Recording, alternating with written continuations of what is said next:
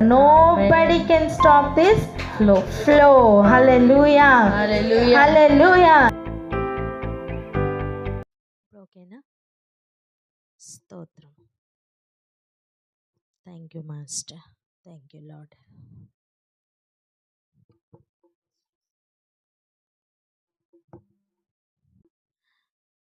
వెళ్దాం రండి. ఇర్మియా రాసిన గ్రంథం 23వ అధ్యాయం. ఇర్మియా రాసిన గ్రంథం 23వ అధ్యాయం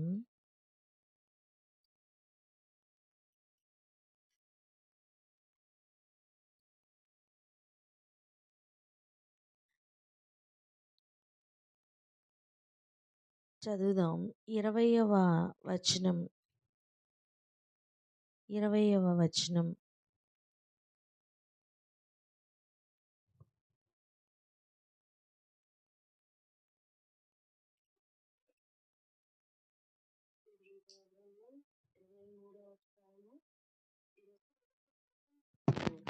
తన కార్యములు సఫలపరచు వరకును, తన హృదయాలోచనలను నెరవేర్చు వరకును యెహోవా కోపము చల్లారదు.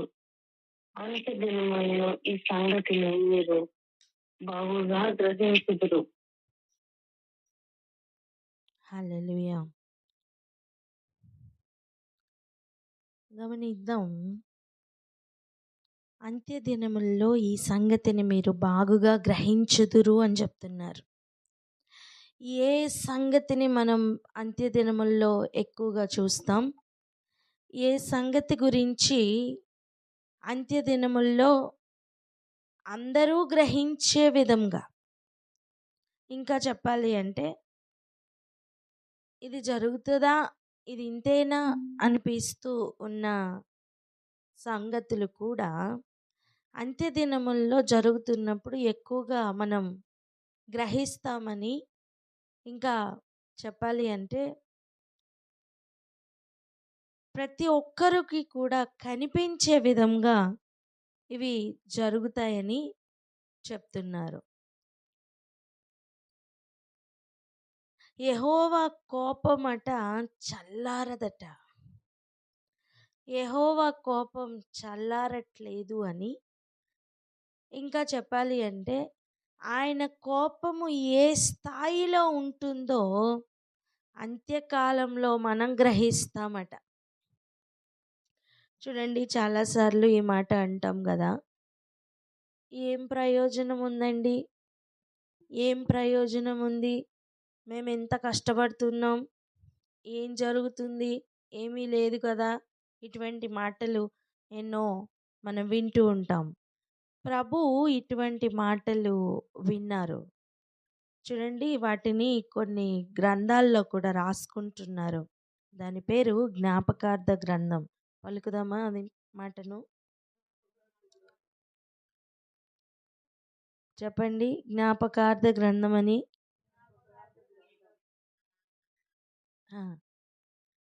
ఇప్పుడు చూడండి, ఒకసారి వెళ్దాం రండి. మలాకీ గ్రంథం 3వ అధ్యాయం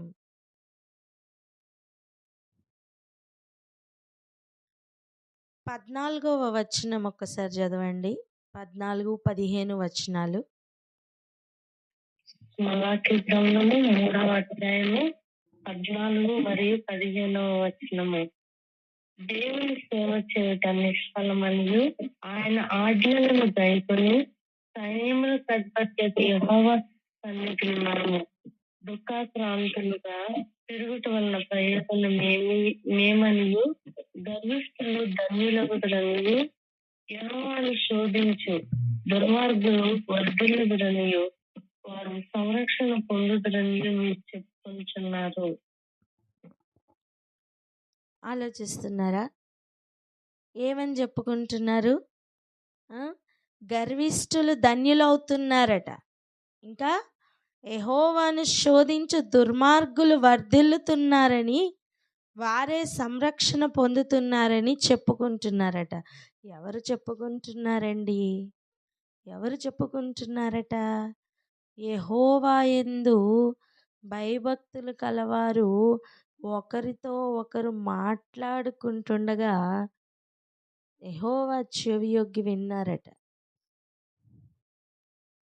ఈ మాటలు ఎవరు చెప్పుకుంటున్నారు?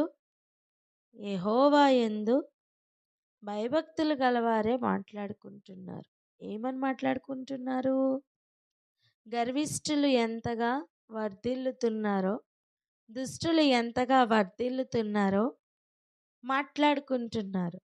మనకేం ప్రయోజనం అన్నట్లుగా వారు మాట్లాడుకుంటున్నారు. ఎలా మాట్లాడుతున్నారో చూసారా? ఆయన సేవ చేయుట నిష్ఫలం. అంటే భూమి మీద ఫలం కనిపించట్లేదండి. ఎవరికి? ఆయన నిజముగా సేవ చేస్తున్న సేవకులకి భూమి మీద ఫలం కనిపించట్లేదు. దుష్టులు ప్రబలినంతగా ఆయన సేవ చేస్తున్న వారు ఫలించట్లేదు, ప్రబలట్లేదు. అందుకే వారికి ఇటువంటి మాటలు వస్తున్నాయి.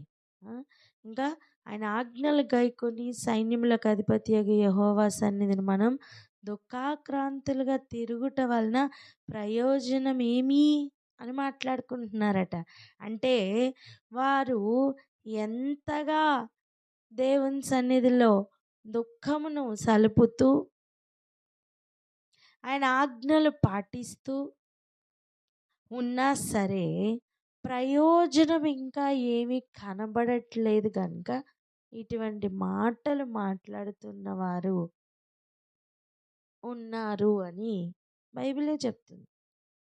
ఇప్పుడు చెప్పండి, మన మాటల్లో ఎన్నోసార్లు మనం ఇలా అనుకొని ఉండమా? ఏం ప్రయోజనం వస్తుందండి? ఏం ప్రయోజనం వస్తుంది? దుర్మార్గులే చక్కగా వర్ధిల్లుతున్నారు కదా. ఇటువంటివి ఎవరి హృదయంలోనైనా రావచ్చు, అనుకోవచ్చు.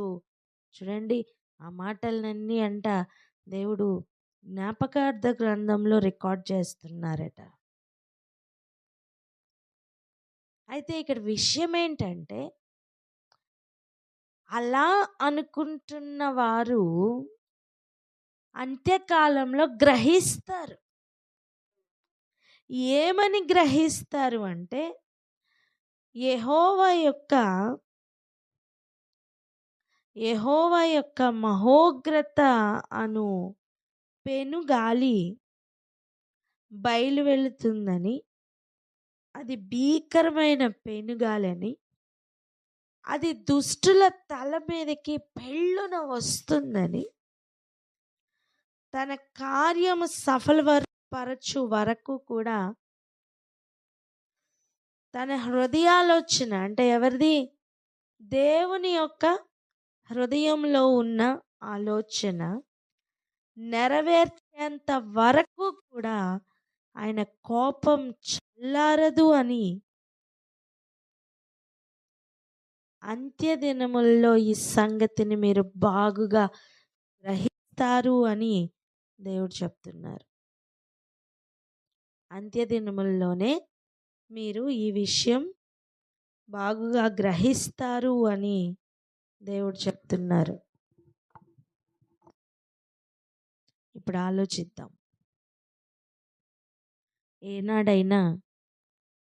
ఏనాడైనా ఇలా అనుకొనిన సందర్భాలు ఉన్నాయేమో. ఈరోజు ఆయన సన్నిధిలో ఒప్పుకొని ఇంకా ఎన్నడూ అటువంటి మాటలు మాట్లాడకుండా జాగ్రత్త పడడానికి మొట్టమొదటిగా ప్రార్థన చేద్దామా?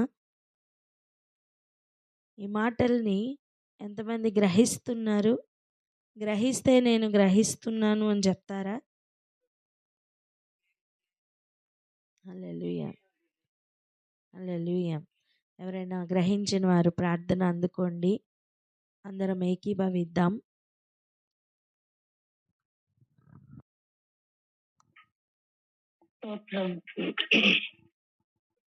పరిశుద్ధుడా పరిశుద్ధుడా స్తోత్రమయ్యా, స్తోత్రుడా స్తోత్రాలనైనా, స్తోత్రాలు మా తండ్రి, స్తోత్రం మా ప్రభా నాయన.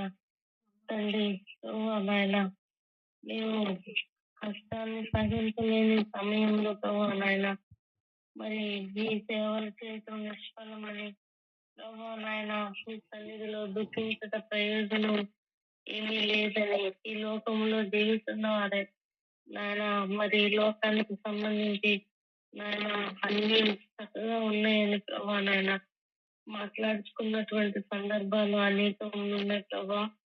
దయతో మమ్మల్ని క్షమించండి తండ్రి, నీకు వందనాలు ప్రభా.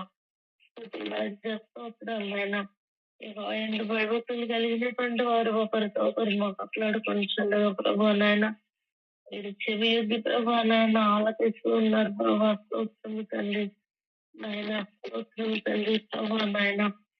మరి మీ నామాన్ని స్మరించుచూ ఉండు వారికి ఒక జ్ఞాపకార్థ గ్రంథం ప్రభా నాయన ఉండినదని ప్రభా. స్తోత్రం తండ్రి, మీరు అవన్నీ కూడా గ్రంథస్థం చేస్తున్నారని ప్రభా నాయన. జ్ఞానం కలిగినటువంటి వారముగా ప్రభా నాయన, గ్రహింపు కలిగినటువంటి వారముగా ప్రభా. స్తోత్రము తండ్రి ప్రభా నాయన, మీరు గ్రంథస్థం చేస్తున్నారని గ్రహింపు నాయన మాకు నాయన మీరు తెలియజేశారు. వందనాలు ప్రభా. స్తుతులు రాజా, స్తోత్రాలు నాయన. స్తోత్రాలు మా తండ్రి. మీ మహోగ్రత అయితే ప్రభా నాయన పెనుగాలి వెళ్ళి బయలు వెళ్ళి భీకరమైనటువంటి పెనుగాలి వెళ్ళి బయలు వెళ్ళి అది దుష్టుల మీదకి రాబోతుందని అంటే దినములలో ప్రభా నాయన ఈ సంగతి నాయన బాగా గ్రహింపులోనికి రానై ఉంటున్నదని ప్రభా నాయన మీరు తెలియజేశారు. అందుని బట్టి నీకు వందనాలు ప్రభా. స్తుతులు రాజా, స్తోత్రాలు నాయన. మా సహనము సకల జనులకు నాయన అన్ని జనులకు తెలియబడని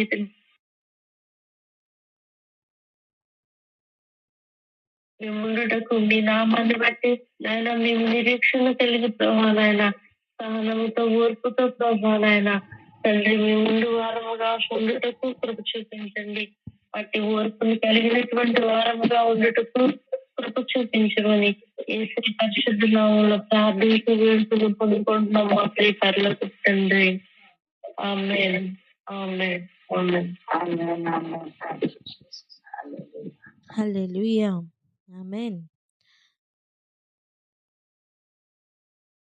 ఇక ఇంకొక ప్రార్థన కూడా మనం చేసుకుందాం. అదేంటంటే ఇక ముందుకు కూడా అంటే ఇక మనకు ఉండే శేష జీవితంలో కూడా ఏనాడు కూడా గ్రహింపు లేకుండా ఆలోచనను చెరుపుతున్న వివేకము లేకుండా ఆలోచనలను చెరుపుకుంటున్న మాటలు మన నోట వెంట రావద్దు. ఈరోజు అటువంటి తీర్మానం తీసుకుందాం.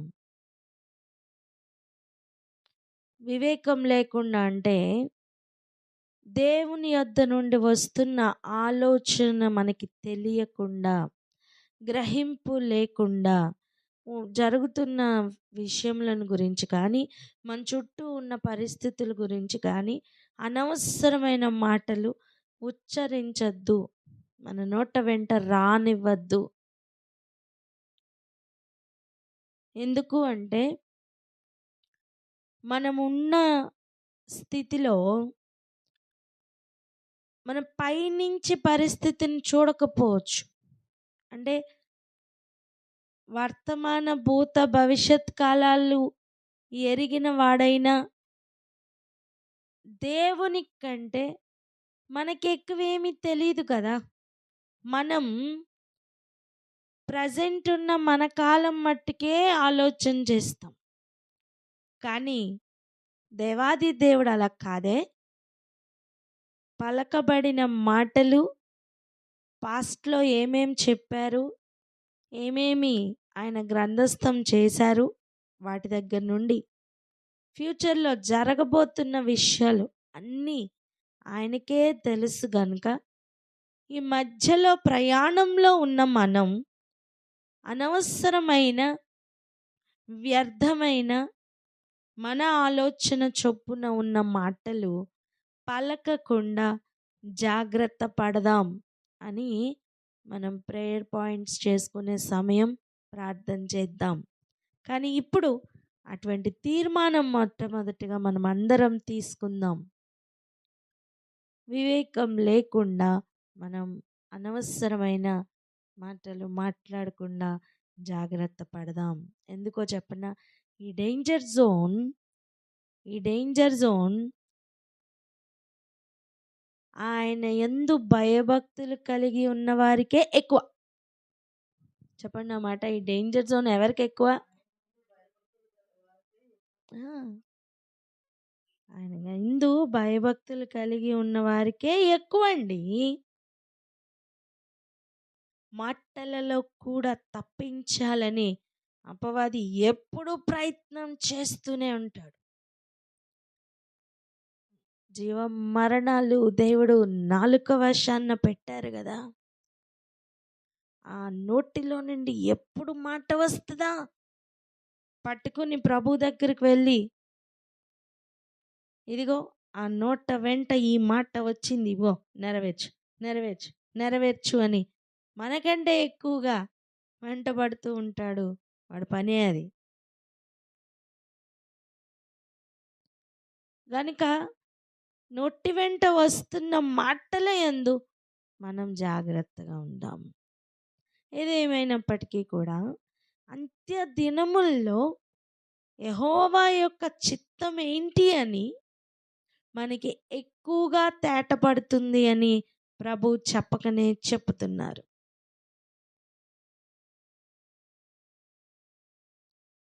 ఇదే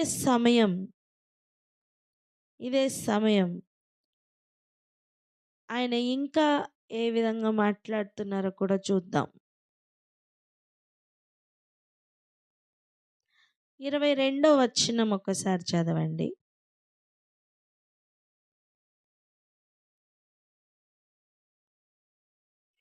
23వ అధ్యాయము 22వ వచనము. వారు నా సభలో చేరిన వారైన ఎడల వారు నా మాటలు నా ప్రజలకు తెలియచేతురు. దుష్క్రియలు చేయక వారు దుర్మార్గమును విడిచిపెట్టినట్లు వారిని త్రిప్పియుందురు. ఇదే యెహోవా వాక్కు. హల్లెలూయా, హల్లెలూయా. ఇప్పుడు ఆలోచిద్దాం. అసలు వారు గనక నా సభలో చేరిన వారైతే ఏం చేస్తారట? నా మాటలు నా ప్రజలకు తెలియచేతురు. ఇక్కడ మనకి ఒక విషయం అర్థం అవ్వాలి. ఆయన మాటలు ఆయన ప్రజలకు తెలియచేయాలి అంటే ఆయన సభలో చేరిన వారై ఉండాలి. హలో, ఈ మాటలను బట్టి మనకి ఏమర్థమవుతుంది? అంతే కదా, అంతే కదండి. ఆయన మాటలు ఆయన ప్రజలకి తెలియచేయాలి అంటే ఆయన సభలో చేరిన వారై ఉండాలి. అప్పుడే ఆయన మాటలు ఆయన ప్రజలకి తెలియచేయటం సాధ్యం.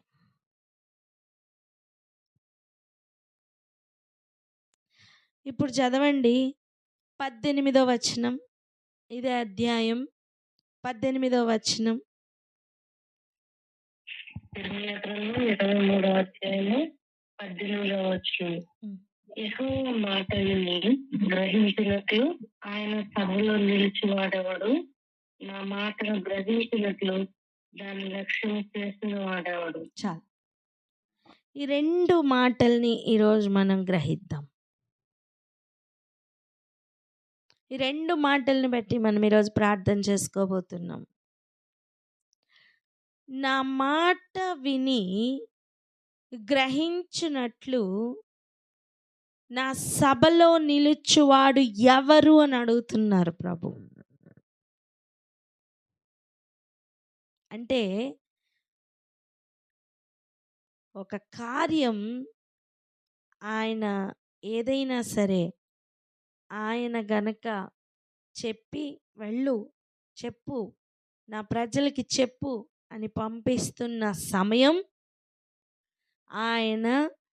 ఆయన సభలో చేర్చుకుంటున్నారని అర్థం. రెండవది, ఆయన సభలో ఆయన చెప్పే మాటలు ఆ వ్యక్తి విని గ్రహించి వాటిని పట్టుకుని వస్తున్నారని అర్థం. హల్లెలూయా.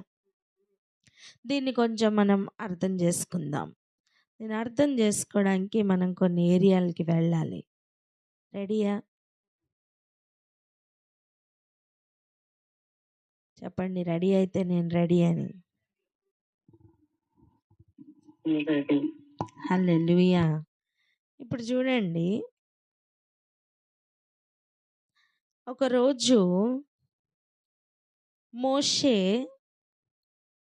తన గొర్రెలను పట్టుకొని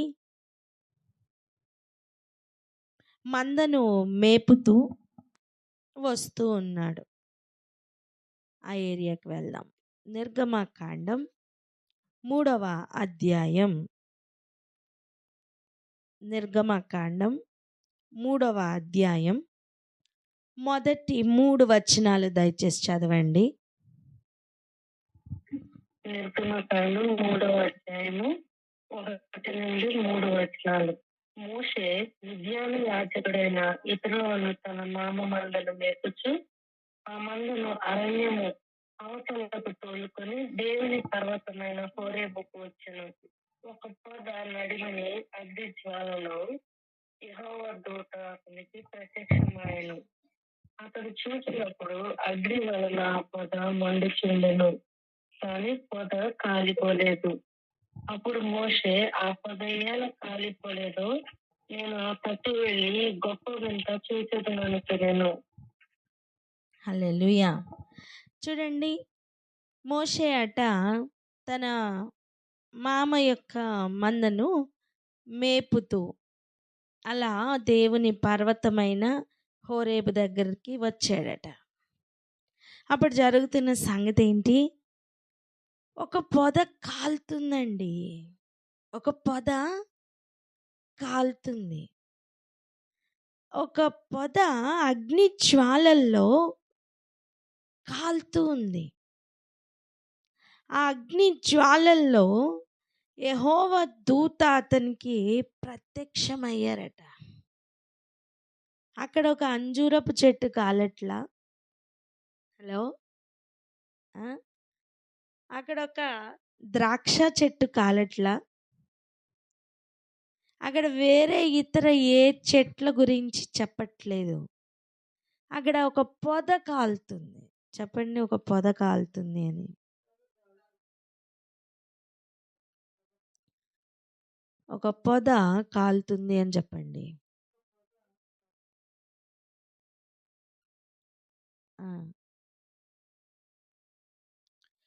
ఇప్పుడు చూడండి,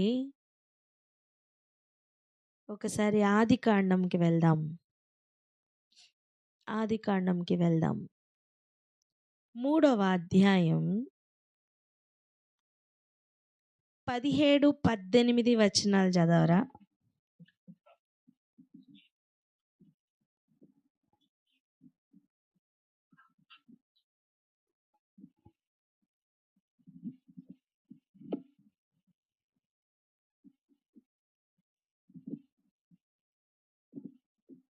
అధ్యాయం 17, 18 వచనాలను.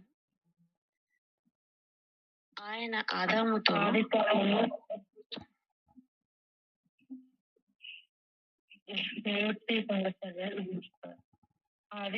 3వ అధ్యాయము 17, 18 వచనాలు. ఆయన ఆదాముతో, నీవు నీ భార్య మాట విని తినవద్దని నేను నీకు ఆజ్ఞాపించిన వృక్ష ఫలములు తింటివి కనుక నీ నిమిత్తము నేల శపించబడి ఉన్నది. ప్రయాసముతోనే నీవు బ్రతుకు దినములన్నీయు దాని పంట తిందుము.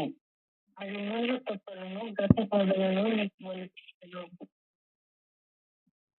స్తోత్రం. గమనిస్తున్నామా? నువ్వు తినద్దు అని నీకు ఆజ్ఞాపించిన వృక్ష ఫలాలు తిన్నావు గనుక ఇప్పుడు నిన్ను బట్టి నీ నిమిత్తం నేల శపించబడింది. ఈ శపించబడిన నేలలో నుండి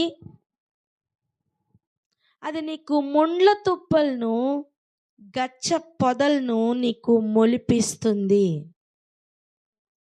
ప్రయాసతో మాత్రమే నువ్వు నీ పంటను తింటావు.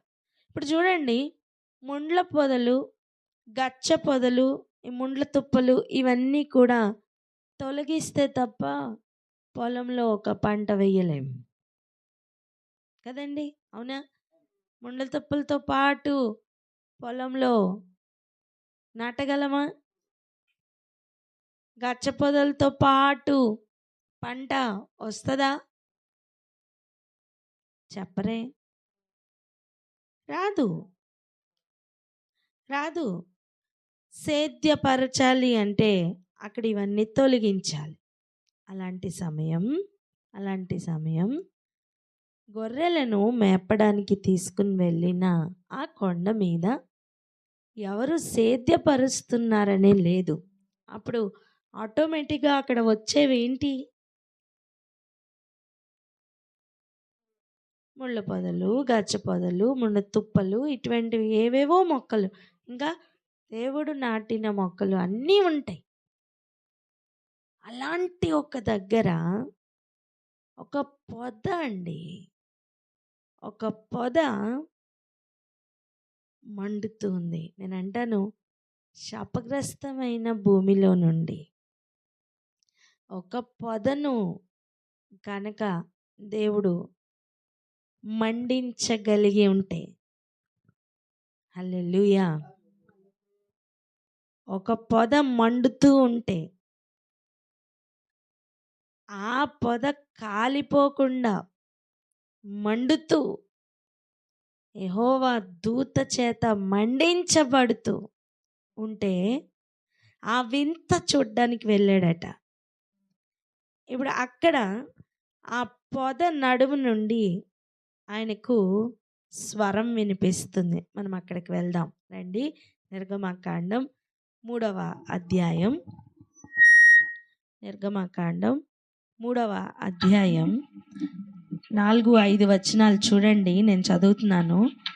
దానిని చూచుటకు అతడు ఆ తట్టు వచ్చుట యెహోవా చూచెను. దేవుడు ఆ పొద నడుము నుండి మోషే మోషే అని అతన్ని పిలిచెను. పిలిచి చెప్తున్న మాట చూడండి.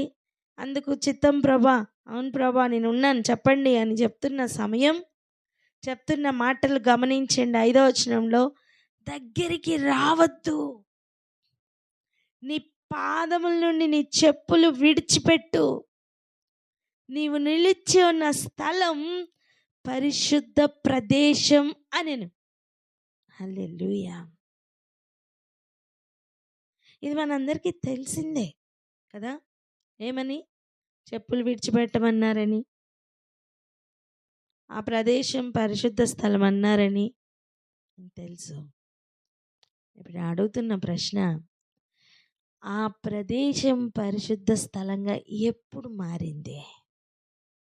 శపించబడిన భూమిలో నుండి శాపానికి ప్రతిగా లేదా శాపానికి ఫలితంగా మొలిచిన ముండ్ల తుప్పలు, మొలిచిన గచ్చ పొదలు కలిగిన స్థలం పరిశుద్ధ స్థలంగా ఎప్పుడు మారింది? ఎలా మారింది?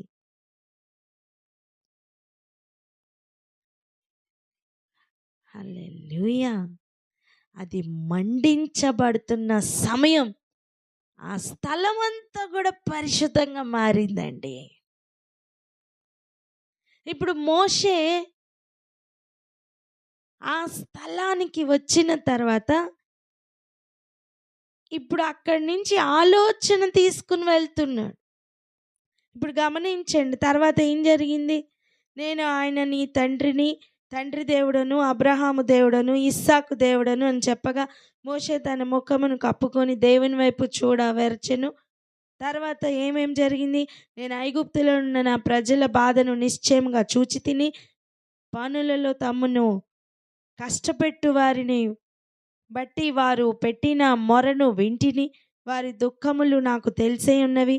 కాబట్టి ఐగుప్తుల చేతిలో నుండి వారిని విడిపించుటకును, ఈ దేశంలో నుండి విశాలమైన మంచి దేశంనకు అనగా కనానీయులకు, హిత్తీలకు, అమ్మోరీలకు, పెరిజ్జీలకు, హివ్వీలకు, యెబూసీయులకు నివాస స్థలమైన పాలు తేనెలు ప్రవహించు దేశమునకు వారిని నడిపించుటకు దిగి వచ్చి ఉన్నాను. ఎంత చెప్పారు. అంతేనా? అయిపోలా. ఇంకా ఏం చెప్పారు? తర్వాత ఏం చెయ్యాలో చెప్పారు. తన మిషన్ ఏంటో చెప్పారు. తన కాలింగ్ ఏంటో చెప్పారు. అన్నీ చెప్పారు. నేను అడుగుతున్న ప్రశ్న ఏంటంటే, మన దృష్టిలో పరిశుద్ధ స్థలం అంటే, సభ అంటే ఎలా ఉండాలి? చాలా హంగామా ఉండాలి. ఒక సింహాసనం, ఒక 24 పెద్దలు కూర్చున్నట్టుగా ఒక సభ జరుగుతున్న స్థలమై ఉండాలనుకుంటాం. కానీ కాదు. దేవాది దేవుడు ఎన్నుకొని కలుస్తున్న ప్రతి ఏరియాలో, ఆయన ఆలోచన చెప్పుతున్న ప్రతి ఏరియా ఆయన సభనే. నేను దేవుని వద్ద నుండి వచ్చాను అని చెప్తే మోషే ఎక్కడ కలుసుకున్నాడండి? కొండ మీద కలుసుకున్నాడు. అక్కడ పొదలు ఉన్న ఒక ఏరియాలో ఒక పొద మండుతూ ఉంటే ఆ ఏరియాలో కలుసుకున్నాడు. ఈవెన్ అది పొదే కదా అనుకుని దగ్గరికి వెళ్తుంటే ప్రభువు చెప్పారు, ఇది పరిశుద్ధ స్థలం, నీ చెప్పులు వదులు అని. దేవుడు ఉన్న ప్రతి స్థలం పరిశుద్ధ స్థలమే. హల్లెలూయా. ఎంతమందికి అర్థమైంది? హల్లెలూయా, హల్లెలూయా. నువ్వు ఆ పరిశుద్ధతను, ఆ ఉనికిని నువ్వు గుర్తుపడతావు నానా. ఎలా గుర్తుపడతావు తెలుసా? ఒకనాడు యెషయా గారు గుర్తుపట్టినట్టు. హల్లెలూయా. ఒకనాడు ఎవరు గుర్తుపట్టారు? యెషయా గారు గుర్తుపట్టారు. అప్పుడు ఆయన సింహాసనం ఉండిందండి. మోషే కలుసుకున్నప్పుడు సింహాసనం ఆర్భాటం ఏం కనపడలా. కానీ ఆలోచన దొరికిందా లేదా? ఆ ఆలోచన తీసుకుని తను వెళ్ళాడా లేదా? దేవుడే పంపితే వెళ్ళాడా లేదా? ఆలోచించండి. యెషయా గారు కలుసుకున్న స్థలం ఎటువంటిది మరి? అది కూడా పరిశుద్ధ వాతావరణం ఉన్న స్థలమే. సైన్యములకు అధిపతి అయిన యెహోవాను అక్కడ పరిశుద్ధుడు, పరిశుద్ధుడు, పరిశుద్ధుడు అని ప్రతిగానాలతో పలుకుతూ ఉన్న ఏరియాకి ఆ రోజు ఆ సభలోనికి అంటాను నేను యెషయా వెళ్ళారు. దేవుని ఆలోచన సభ. చెప్పండి అన్నమాట.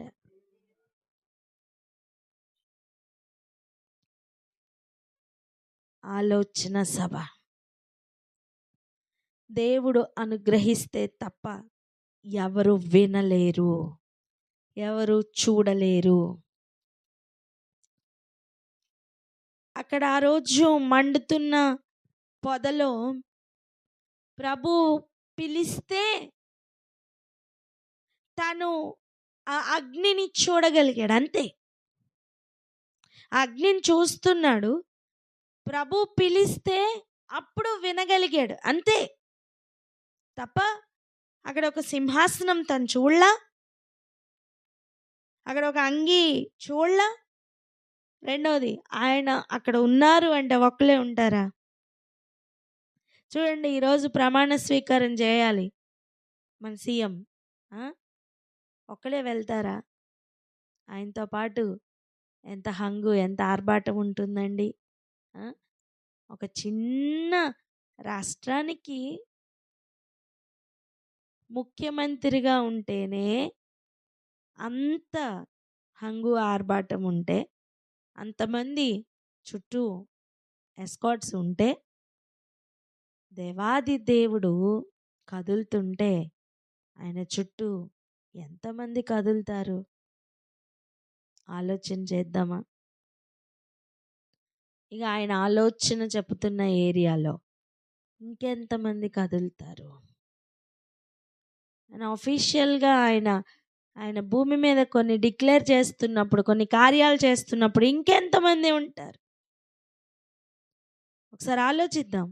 ఆయన ఆలోచన సభ నుండి బయలుదేరి ఒక చిన్న మెసేజ్ పట్టుకుని దానియేలు దగ్గరకు వస్తుంటేనే అన్ని యుద్ధాలు జరిగినాయే ఆకాశ మండలంలో.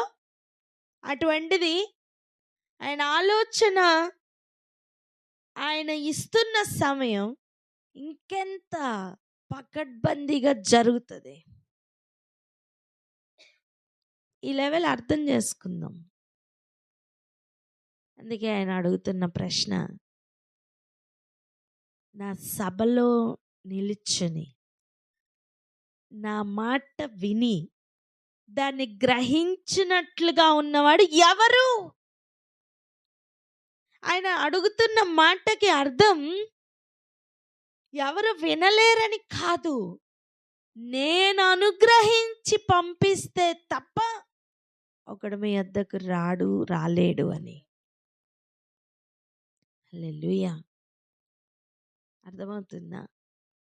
నేను ఆలోచన చెప్పాలి అంటే ఆ వ్యక్తిని నా సభలోనికి నేను రప్పించుకుంటా.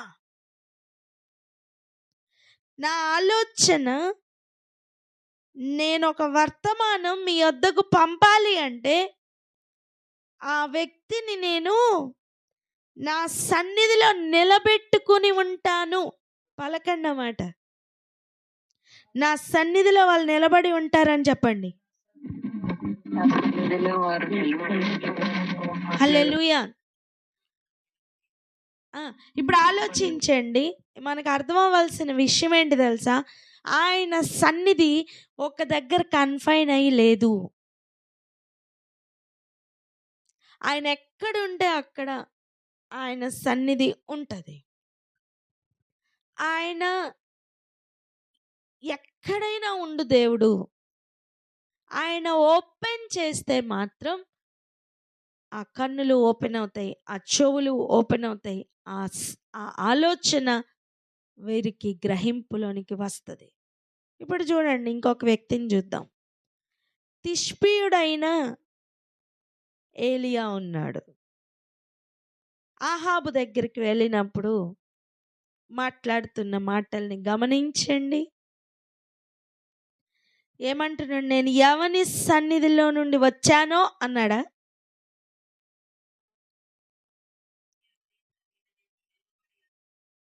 హల్లెలూయా.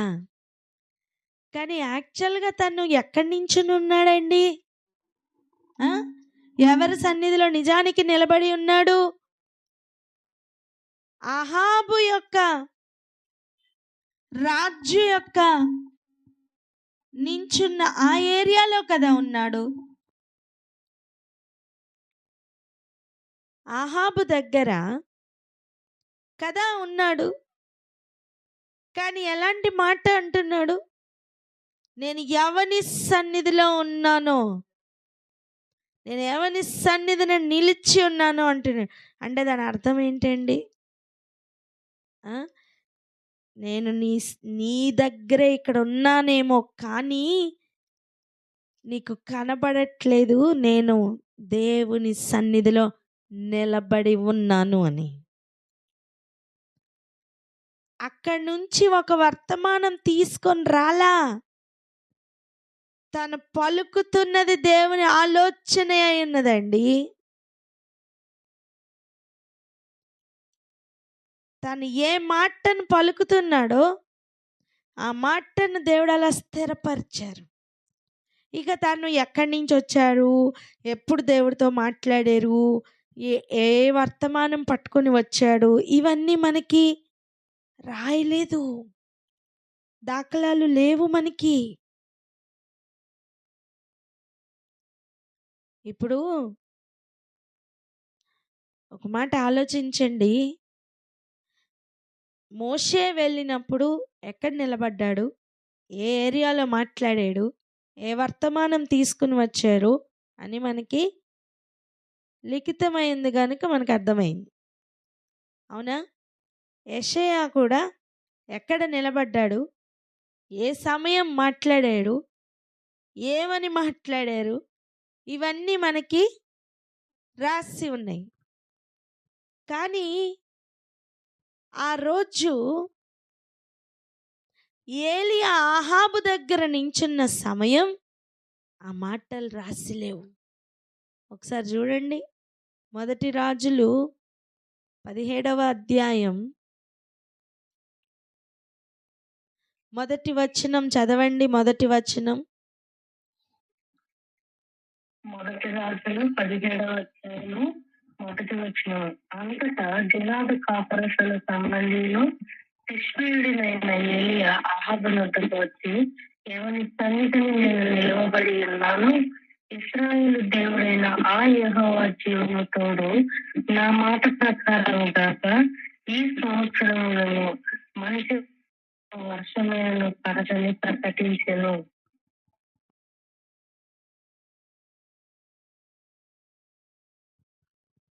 ఇప్పుడు ఆలోచించండి, ఈ 1 రాజులు 17వ అధ్యాయం కంటే ముందు ఎప్పుడైనా ఏలియా గురించిన ప్రస్తావన ఉందా?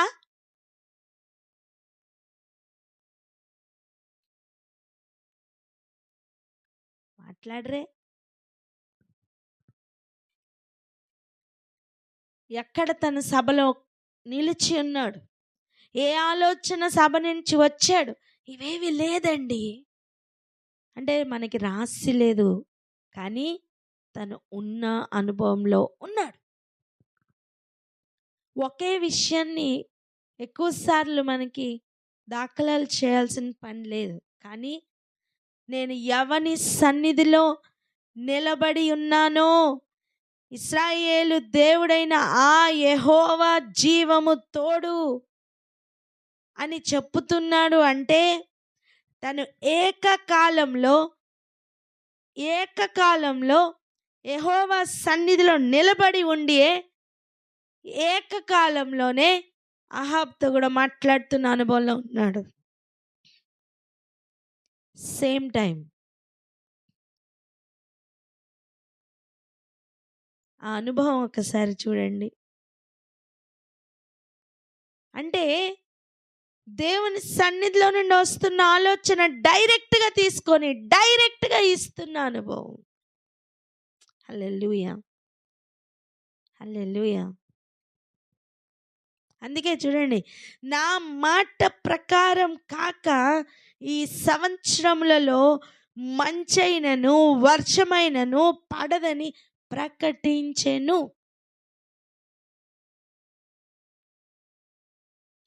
ఆయన సన్నిధి నుండి వస్తేనే ఆ ఆలోచనకు, ఆ మాటకు అంత పవర్ ఉంటుంది. హల్లెలూయా. ఇప్పుడు రండి వెళ్దాం. ఇర్మియా 23:18 వచనం. యెహోవా మాట విని గ్రహించునట్లు ఆయన సభలో నిలుచువాడు ఎవరు?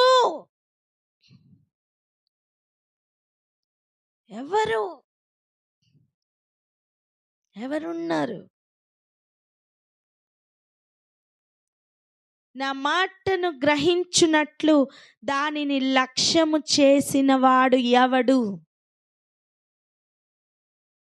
నిదానించి ఆయన ఏం చెప్తున్నారు అని విని గ్రహించునట్లు. సందర్భం వచ్చింది గనుక ఈ మాటను వినండి.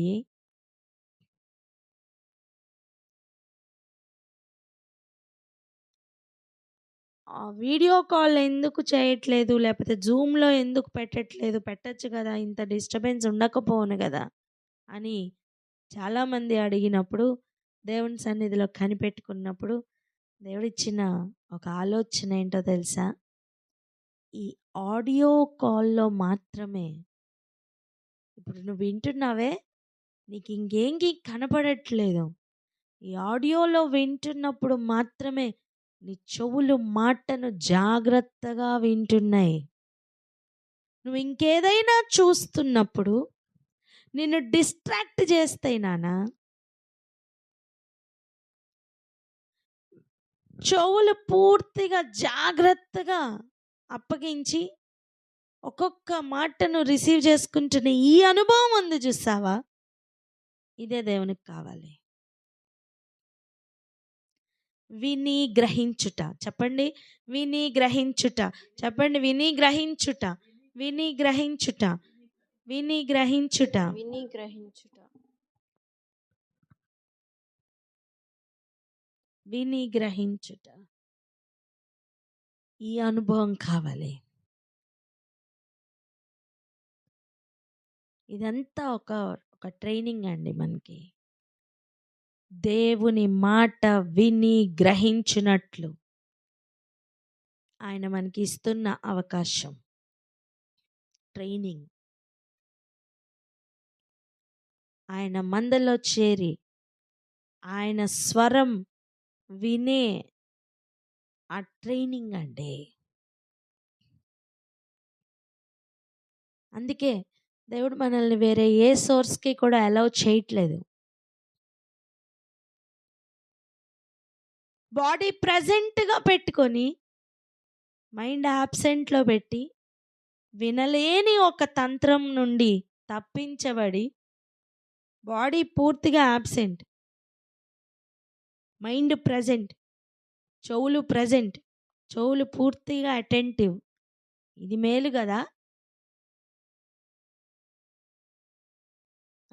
ఇదంతా దేనికి ట్రైనింగ్? ఆయన ఆలోచన వినడానికి ట్రైనింగ్. హల్లెలూయా. హల్లెలూయా. ఆయన ఆలోచన విని గ్రహించినట్లుగా ఆయన ఒక స్పెషల్ తర్ఫీదు ఇస్తున్నారు. Amen, amen. ఆమేన్.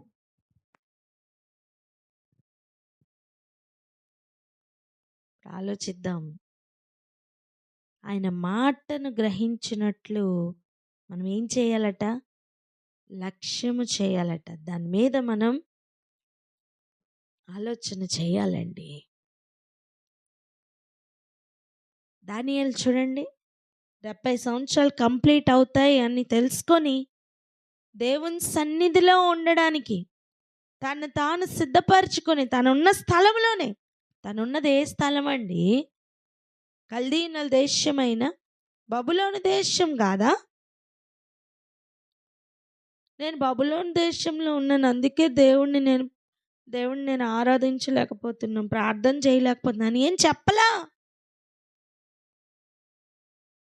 మొరపెట్టుటకు నువ్వు ఏ స్థలంలో ఉన్నా సరే నీ మనస్సు ఆయనకు కావాలి. ఆయన ఆలోచన రిసీవ్ చేసుకోవడానికి చెవులను, హృదయములను సిద్ధపరచుకొని ఓపెన్ చేసి నువ్వు బాత్రూంలో ఉండి ప్రార్థన చేసి ఆయన వింటాడు నాన్న. దాని అర్థం బాత్రూంలోకి వెళ్ళి ప్రార్థన చేయమని కాదండి. నీకు అవకాశం లేదా? ఎక్కడి నుంచి అయినా సరే ఆ పోర్టల్ ఓపెన్ అవుతుంది అంటున్నాను నేను. కానీ కావాల్సిందల్లా ఏంటో తెలుసా? ఆయన ఎక్కడ ఉంటే అక్కడ ఆలోచన ఓపెన్ అవుతుంది. ఆ ఆలోచన సభలో చేరిన వారు ఎవరు అని అడుగుతున్నారు ప్రభు అంటే, ముందు లేరని కాదు. ఇప్పుడు మనం చూసినవన్నీ కూడా ముందా తర్వాత? చెప్పండి, ముందా తర్వాత? ఇప్పుడు చూసిన ఎగ్జాంపుల్స్ 3 ముందా తర్వాత? ముందే. కానీ మరి ఎవరు అని అడుగుతున్నారంటే దాని అర్థం ఉన్నారు, కానీ అందులో నువ్వున్నావా అని అర్థం. ఉన్నారు, కానీ అందులో నేనున్నానా అనే ప్రశ్నతో ప్రార్థన చేసుకుందాం. ఆయన ఆలోచన సభలో ఆయన ఎంట్రీ ఇస్తారు అంటే ఆయన పరిశుద్ధంగా మార్చుకునే ఇస్తారు. యెషయా అక్కడికి వెళ్ళిన తర్వాత తన పెదవులు కాల్చి పరిశుద్ధపరిచినట్టుగా మనం చూస్తున్నాం.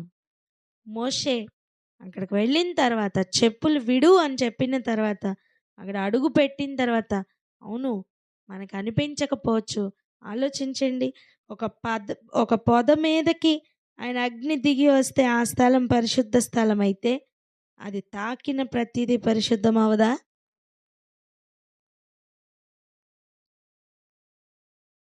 ఆ మోషే కూడా అక్కడ పరిశుద్ధపరచబడి తిరిగి ఐగుప్తుకి వెళ్తుంటే పరిశుద్ధ దేవుని వాక్కును తీసుకుని వెళ్తుంటే ఇక్కడ అపవాది దుర్గములని పడిపోయాయండి. ఆయన ప్రజలకు విడుదల దొరికింది. ఆయన చిత్తం ఎంత జరిగింది. ఆఖరికి మోషే పొందుకున్న సాక్ష్యం ఎంత గొప్పది తెలుసా? ఆయన ఇల్లంతట్లో నమ్మకమైన వాడట. మోషే ఇల్లంతట్లో, దేవుని ఇల్లంతట్లో నమ్మకమైన వాడట. అంటే ఆయన చిత్తం, ఆయన ఆలోచన విని గ్రహించి చూసి గ్రహించిన వాడండి. ఎగ్జాక్ట్గా యాజ్ ఇట్ ఈస్ నెరవేర్చిన వాడు.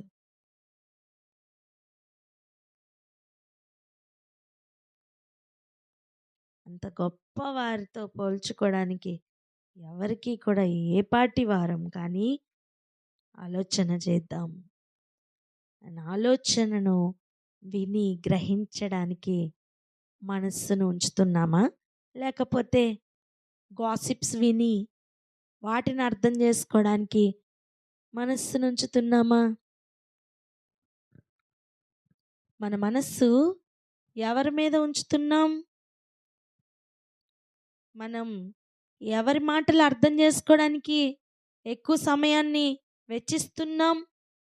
దినములో 24 గంటలు ఇవ్వబడ్డాయే. నువ్వు ఎవరి మాటల మీద, కోడి గుడ్డు మీద కూర్చున్నట్టు కూర్చుంటున్నావు నానా? ఎవరి మాటల్ని నువ్వు పొదుగుతున్నావు? నువ్వు దేవుని మాటల మీద కూర్చుంటే ఆ ఫలం బయటికి వస్తుంది. నువ్వు అనవసరమైన వ్యర్థమైన మాటల మీద కూర్చుంటే ఆ ఫలం బయటికి వస్తుంది. ఏది శ్రేయస్కరం? ఈరోజు ఆలోచన చేసుకుంటూ ప్రార్థన చేసుకుందాం. వ్యర్థమైన మాటలను విడిచిపెడదాం. అది మన నోట్లో నుంచి వచ్చిన, వేరే వాళ్ళ నోట్లో నుంచి వచ్చిన ఏవైనా సరే అది మన సబ్జెక్ట్ కాదు అని ఒక తీర్మానం ఈరోజు తీసుకోగలిగితే ఆయన ఆలోచన మీద కూర్చోవడం సాధ్యం. ఆయన మాట అర్థం కాలేదా? గుడ్డి మాత్రమే కనిపించిన వదలదండి. కోడి కూర్చుంటుంది దాని మీద పొదగడానికి. అలా కూర్చో, ఆ అర్థం కాని మాట మీద కూర్చో. ఆయన లోపల ఉన్నదాన్ని బయటికి తీసుకుని వచ్చి చూపించి ఇదిగో అని చూపిస్తారు. అటువంటి అనుభవాల్లోనికి వెళ్దాం.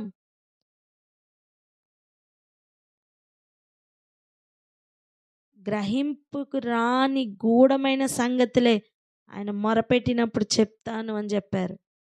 గ్రహింపులోనికి వచ్చే సంగతులు కాదండి, గ్రహింపుకు రాని గూఢమైన సంగతులను, ఎన్నో విషయాలను తెచ్చి ఆయన రెడీగా ఉంచారు.